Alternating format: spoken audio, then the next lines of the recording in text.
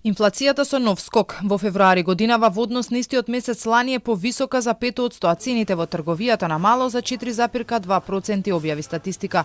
Ова се случува во период кога веќе се на сила ограничените маржи, мерки кои со денови се договараа, а се донесува за да се ублажи ценовниот шок. Храната и пијалоците повторно најмногу на удар, растот таму е 6,6%.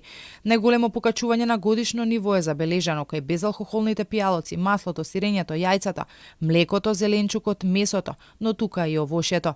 Сепак за министерката Кочовска, периодот кога се прави споредбата е спорен затоа што во февруари лани имало друга влада.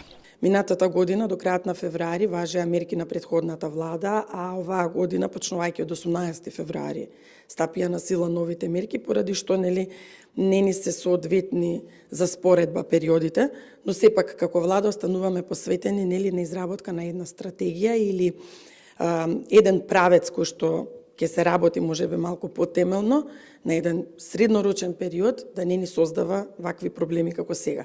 Интересно е што во однос на јануари, кај храната и пијалоците има скок од 1,4%, а и во двата месеци има мерки за намалување на цените, нешто на што граѓаните се жалат веќе подолг период.